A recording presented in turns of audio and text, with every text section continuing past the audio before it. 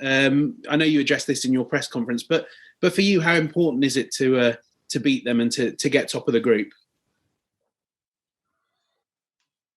Well, it is important because in general, when we play and we put the shirt on, we try to win, and we will absolutely try to win and give our very best to beat Juventus, which is a tough task and a hard opponent, of course. Let's say if it's a late draw in the game, or if it's a draw and it's in the last minutes, I don't think that we will take all the risk in the world to gamble on a win and risk a loss, because that will cost us the safe qualification. And we try to fulfill both goals, like the qualification and at the same time maybe to have the chance to win the group. We will go for it.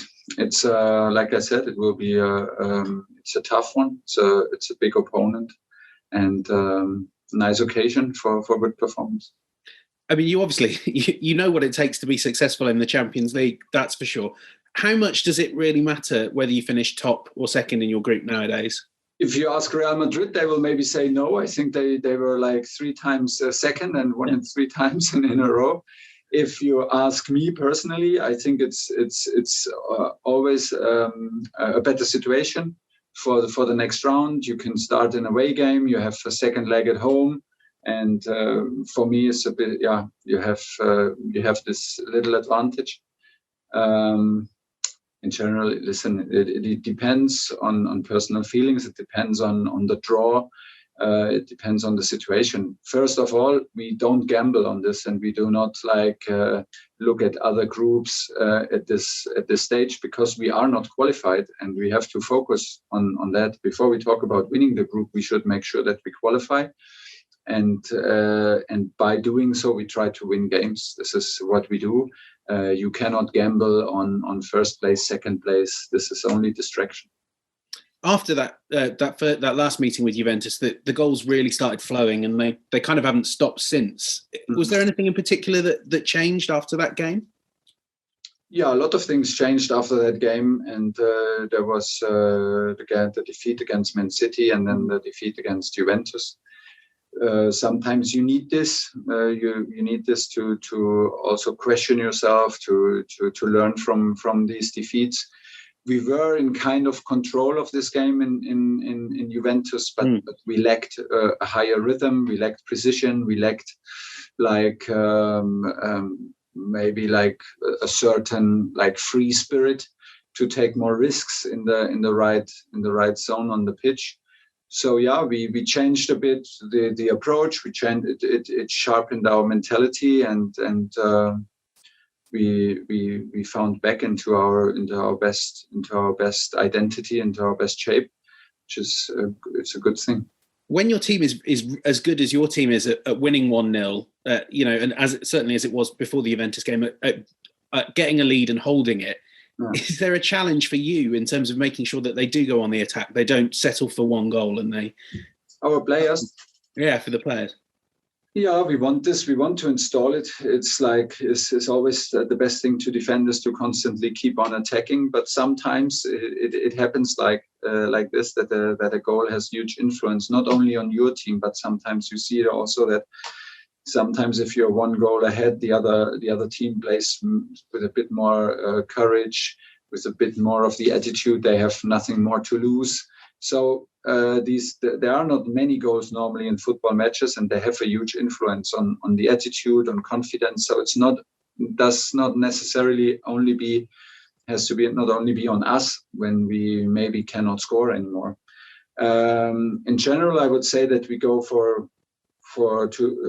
we try to create the most chances possible. We try to attack over 94 minutes, and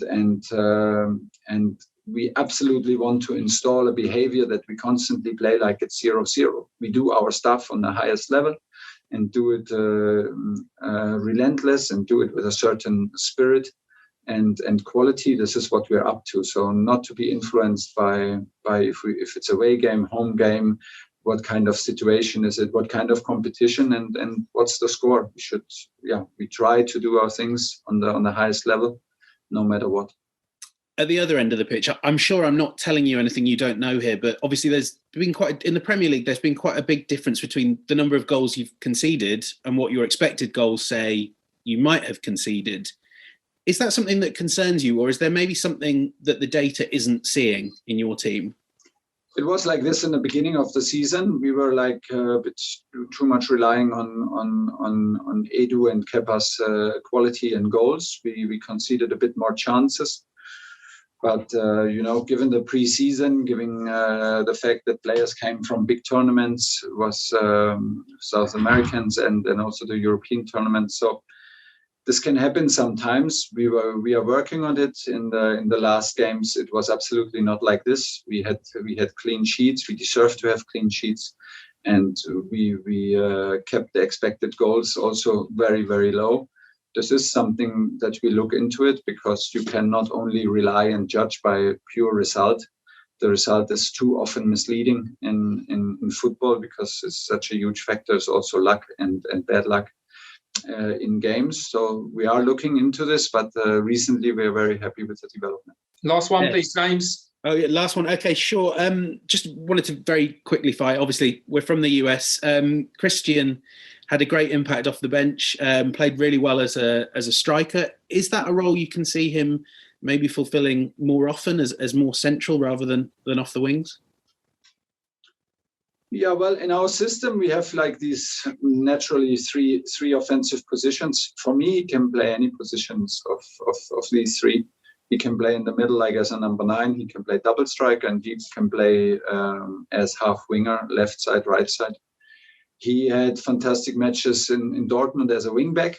So it can also be an option from there if we need to be more offensive. We're happy to have him. He has a certain quality, attitude, and spirit that helps us and helps any team in the world.